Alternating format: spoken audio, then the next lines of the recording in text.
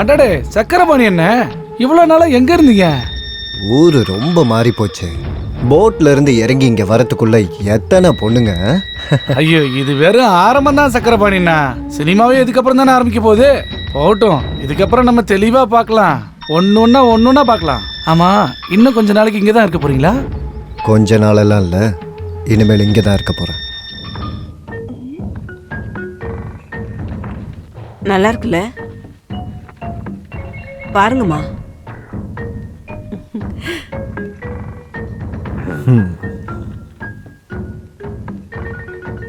உங்க கூட இருக்கிறது யாரு?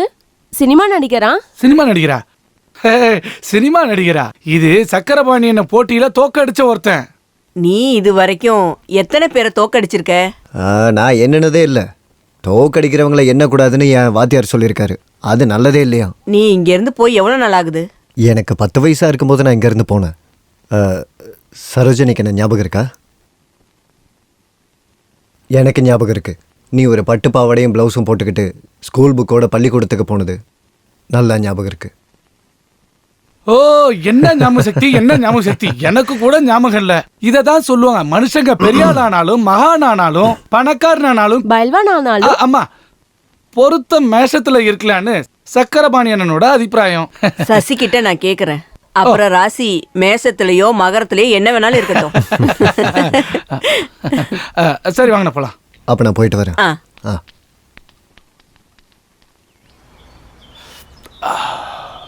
வழி இருக்கு, ஒரே வழிதான். இந்த ஜென்மத்துல கண்ணாடி ரகசியத்தை தெரிஞ்சுக்கிற ஆசை நிறைவேறாதுன்னு நினைச்சுக்கோ. இழுத்து விட்டன்னு வச்சுக்க. அவன் என்ன கடுப்புல இருக்கான். இப்பதான் உனக்கு விளையாட்டு. சும்மா அடிச்சுக்காதீங்கடா. நம்ம வேற ஏதாவது வழி பண்ணலாம். என்ன வழி? ஜெகதாவா பரமுக்கு கட்டி கொடுக்கலான்னு முடிவெடுத்துட்டாங்க. லக்ஷ்மியோட விஷயத்துல அந்த மாதிரி எதுவும் முடிவெடுக்கலையே. ஆமா, சக்கரபாணி அண்ணனுக்கு எனி ஐடியாஸ் கம்மிங்? ஏதாச்சும் ஒரு ஐடியா இருக்கா மனசுல? வேற ஏதாவது முடிவெடுத்தா குமார விட்டுருவாங்க. இந்த கண்ணாடி விஷயத்துல இல்ல. அதான் சொன்னேன். உன் தம்பி ரவிக்கு லக்ஷ்மிய பொண்ணு கேளு. எதுக்கிட்ட சிரிக்கிற? அவன் ஆம்பளை இல்லையா? ஆம்பளையா இருந்து மட்டும் என்ன பிரயோஜனம்? இன்னும் 1 மாசம் ஆச்சுன்னா அந்த பொண்ணு டிகிரியோட இருப்பா. அதையே அதனால என்னன்னு கேட்டா, மழையே பேஞ்சா கூட இவன் தம்பி சும்மா கூட ஸ்கூல் படியே மிதிச்சதே இல்ல. இங்கிலீஷ் தமிழ் எழுத படிக்க கூட தெரியாது. யாரு சொன்னா? ரவி 4ஆம் கிளாஸ் பாஸ். அது டேய் குமாரா, நமக்கு நல்லது இருக்கு இந்த விஷயத்துல. ஜாதியை பார்த்து ஒரு பிரயோஜனமும் இல்லடா. நாளைக்கு உன் தம்பி கூப்பிட்டா அந்த பொண்ணு கூட வரணும். அப்படி ஒரு செட்டப் ரெடி பண்ணணும்.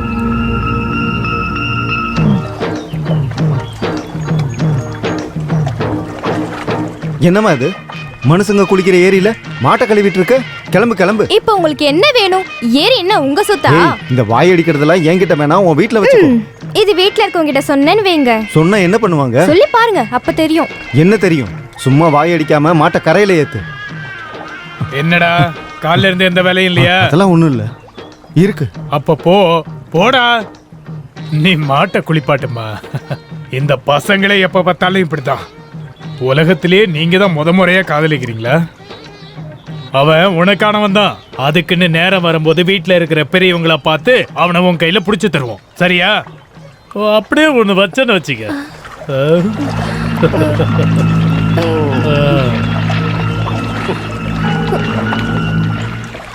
நான் எவ்வளவு யோசிச்சாலும் அவர் ஏன் அப்படி சொன்னார்னு எனக்கு புரியவே மாட்டேங்குது.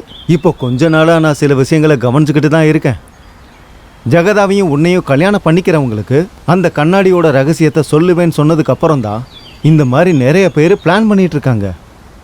குமாரனை தெரிஞ்சுக்க இந்த ஒரு வழி தானே இருக்கு. உனக்கு ரவிக்கும் கல்யாணம் பண்ணி வைக்கிறது. ஆமா, அது எனக்கும் தோணணும்ல. இனி வரட்டும், பாத்துக்கிறேன். என்னடி இது? பெரிய வீட்டு பொண்ணு ஆச்சாரி வீட்டுல உட்காந்துருக்கு. நேரம் வரும்போது எல்லாருக்கும் சொல்லுவோம், அப்ப தெரிஞ்சுக்கோங்க. போதும் போதும், எல்லாருக்கும் தெரிய வைப்பீங்கல்ல, அதுவே போதும். நீ என்ன நினைச்ச? யாருக்கும் சொல்லாம ஓடி போயிருவோம்னா? சரோஜினி அக்காக்கு அது பயம் இல்ல. அவங்களுக்கு முன்னாடி நம்ம முந்தி போன பயப்படுறாங்க. வேணாம் வேணாம், என்னை பத்தி யாரும் கவலைப்படவே வேணாம். இப்போ உனக்கு என்ன கோர? உனக்கு ஏத்த மாதிரி வாட்ட சாட்டமான ஆளை தானே கட்டிக்க போற. உனக்கு விருப்பமானு மட்டும் சொன்னா போதும், உடனே கூப்பிட்டு தாலி கட்டிட்டு வரல. கல்யாணத்துக்கு அப்புறம் உன்னை கூட்டிட்டு போயிடுவாரோ? அப்படித்தான் சொல்லிருக்காரு. மைசூர்ல வீடு சொத்தெல்லாம் வாங்கி வச்சிருக்காராம். அங்க நம்ம ஊர் மாதிரிலாம் இருக்காது. இங்க சினிமா டாக்கீஸ் இருக்கிற மாதிரி அங்க குஸ்தி படிக்கிறதுக்கு நிறைய இன்ஸ்டிடியூட் இருக்கான். அதுல ஒரு பிரச்சனையும் இல்ல. இந்த குஸ்திக்காரங்களை கல்யாணம் பண்ணிக்கிட்டா வாழ்க்கையில குஸ்தி போடணும். போடி இங்க இருந்து.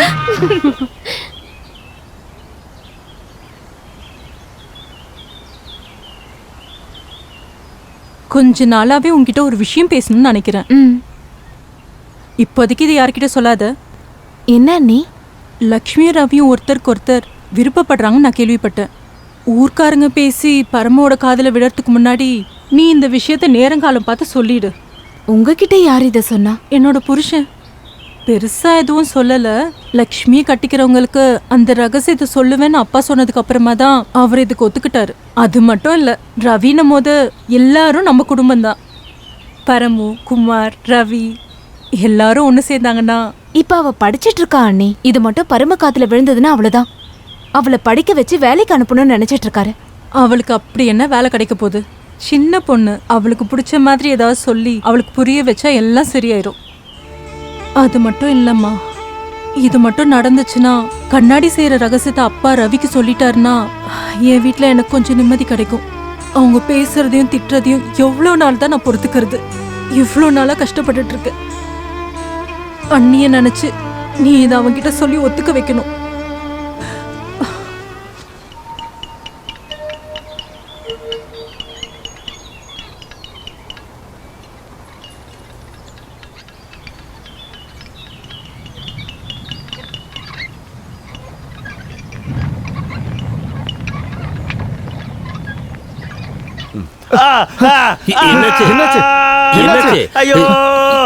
கெட்ட நேரம். மனசு சுத்தமா இருக்கணும். அது இல்லைன்னா யாருமே இங்க வேலைக்கு வராதீங்கன்னு நான் நிறைய வாட்டி சொல்லிட்டேன். அந்த சாமி மேல சத்தியம் பண்ணி சொல்ற இது வரைக்கும் நான் எந்த தப்பு செஞ்சதில்ல. வேலை செய்யறவங்க மட்டும் இல்ல, வீட்டுல இருக்கிற பொம்பளைங்களும் உடம்பளவுலையும் மனசளவுலையும் சுத்தமா இருக்கணும். நம்ம பாக்குற வேலை புனிதமானது. காயத்துக்கு போடுற மருந்து இருக்கும், எடுத்துட்டு வா போ. என்னோட வீட்டுல இதுக்கு மருந்து இருக்கு. அப்ப நீ போய் வாங்கிட்டு வா. சரிப்பா. சரி, நாளைக்கு வரேன்.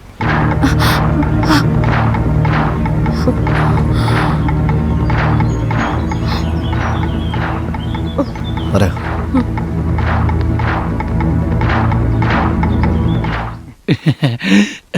இத பாத்தீங்களா? தமிழ்நாட்டுல இப்படி ஒரு செயினை பாத்திருக்கீங்களா?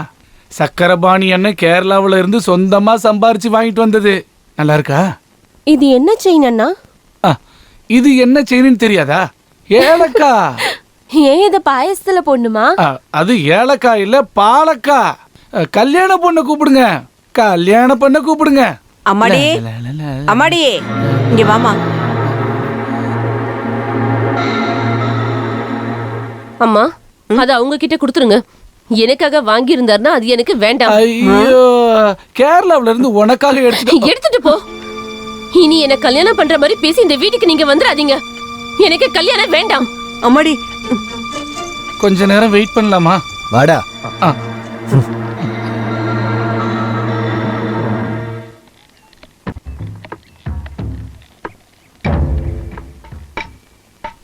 என்ன வேணும்?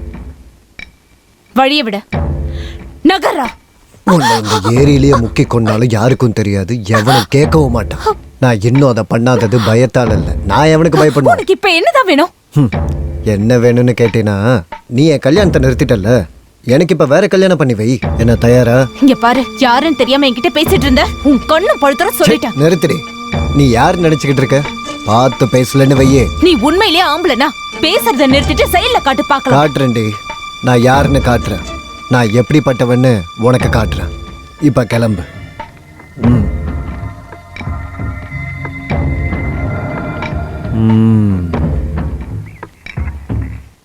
என்ன பேசிட்டு இருக்கீங்க நீங்க? இந்த கல்யாணத்துல எங்களுக்கு விருப்பம் இல்லைன்னு சொல்றோம்ல. நினைச்ச போதெல்லாம் வேணும் வேணான்னு சொல்றதுக்கு என்ன விளையாட்டா? இல்ல, நீ பேசுறத பார்த்தா மனுஷன் வார்த்தைக்கு மதிப்பே இல்ல போல இருக்கே. இங்க பாரு, தாலி செயின் வரைக்கும் வாங்கியாச்சு. ஒன்னு சொல்ற நல்லா கேளு. சக்கரபாணி நல்லவனா இருந்தா நல்லவன். இந்த சக்கரபாணி கெட்டவனானு வச்சுக்க, நீங்க எல்லாம் தாங்க மாட்டீங்க. பொண்ணுக்கு கல்யாணத்துல விருப்பம் இல்லைன்னா நம்ம என்ன பண்ண முடியும்? அத கல்யாணத்தை பத்தி பேசும்போதே சொல்லிருக்கணும். நீ ஒண்ணு பண்ணு. மூத்த பொண்ணுக்கு தானே கல்யாணத்துல விருப்பம் இல்ல, தங்கச்சிங்க 2 பேர் இருக்காங்கல்ல, அதுல ஒண்ணு கட்டி வையே. சீ, வாய மூடுறா. இது என்ன வியாபாரமா? உனக்கு கல்யாணம் பண்ணி வைக்க இந்த வீட்டுல பொண்ணு இல்ல, போதுமா? இதுக்கு மேல யாரும் பேச வேண்டாம். கிளம்புங்க, கிளம்புங்க. டேய், இன்னும் பச்சை புள்ள மாதிரியே பேசிக்கிட்டு இருக்க. யாருக்கிட்ட பேசுறேன்னு தெரிஞ்சுதான் பேசிட்டு இருக்கியா?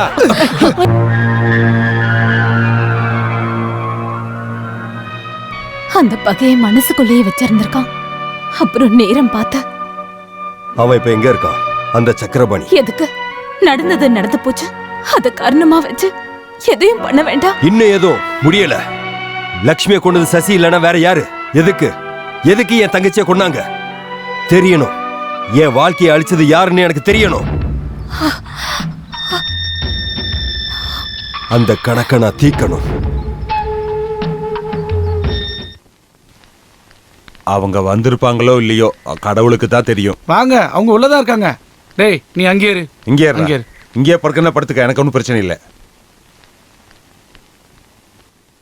குமரப்பன் ஆசாரி கிட்ட பிசினஸ் பேசுறதுக்காக நிறைய தடவை வந்தோம். அவர் அன்னைக்கு எங்களுக்கு கண்ணாடி தரமாட்டேன்னு சொல்லிட்டாரு. அதுக்கப்புறம் தங்கு வந்து குமார் இப்போ கண்ணாடி செய்ய ஆரம்பிச்சிட்டாருன்னு எங்களுக்கு தெரிய வந்தது. இப்போ நம்ம இந்த குமாரங்கிட்ட வியாபாரத்தை வச்சு வியாபாரம் குமாருக்கு மட்டும் இல்ல, நானும் பார்ட்னர் தான். நீங்க எங்களுக்கு பணம் கொடுங்க, நாங்க உங்களுக்கு கண்ணாடி தரோம். பிசினஸ் நமக்குள்ளதான். இப்ப மாமா பொறுப்பை ஒப்படைக்கிறத பத்தி மட்டும்தான் பேசியிருக்காரு. ஆள் மாறினதுக்கு அப்புறமா தான் குமாரால கண்ணாடி செய்ய முடியும். போதும், பொறுமையா கொடுங்க. நமக்குள்ள பிசினஸ் ஆரம்பிக்கிறதுக்கு முன்னாடி நமக்குள்ள ஒரு அறிமுகம் இருக்கட்டும் தான் இப்ப நான் வந்தது. நாங்க இப்போ ஒரு சின்ன அமௌண்ட் அட்வான்ஸா கொடுக்குறோம். ஒரு டோக்கன் அட்வான்ஸா இதை நினைச்சுக்கோங்க. என்கிட்ட கொடுங்க. நான் தான் சொன்னேன்ல, பிசினஸ் நமக்குள்ளதான். இதுல எவ்வளவு இருக்கு? 10,000 ரூபாய். ஓ 5,000. 5,000 இந்தா. அப்புறம் கணக்கு எழுதி வச்சுக்கிங்க, மறந்துடாதீங்க. பிசினஸ் முடிச்சாச்சு. உங்களோட பங்கு 5,000 ரூபாய். குமாரன் பொறுப்பு எடுத்துக்கிட்டான்னா மற்ற விஷயத்த நான் உங்களுக்கு சொல்றேன். மற்றதை அப்புறம் பார்த்துக்கலாம். Okay okay. டேய், இந்த பங்கு வியாபாரத்துல நமக்கு லாபம் இருக்காதுடா. அது ஏன்பா? விஷயம் இருக்கு, நான் அப்புறம் சொல்றேன். என்ன வேலை முடிஞ்சது இல்ல? அவங்க 10,000 ரூபாய் கொடுத்தப்போ நீ 5,000 ரூபாய் எடுத்துக்கிட்ட. அது என்ன கணக்கு? 50-50 சொல்லி தானே நம்ம பிசினஸ் ஆரம்பிச்சோம். அது லாபத்துல 15 தானே சொன்னோம். ஆமா. கண்ணாடி செய்யறதுக்கு முன்னாடி அது லாபமா நஷ்டமான்னு எப்படி சொல்றீங்க? டேய், சொல்றத கேளு. இந்த மாதிரி மனசாட்சி இல்லாம செய்யவே கூடாது. இப்படி பண்ணாத. வேண்டாம், எனக்கு எந்த கட்டாயமும் இல்ல. என்ன பகச்சுக்கிட்டு கண்ணாடி செய்யற ரகசியத்தை கத்துக்க முடியுமா உங்களால? சொல்லுங்க, அதையும் நான் பாக்குறேன். பா சுரேஷ். அப்பா, அவன் சொன்னதை கேட்டில்ல? எதுவும் பிரச்சனை ஆயிடுமோ? அந்த சோனியை வச்ச விஷயத்த எல்லாருக்கிட்டையும் சொல்லிடுவானா?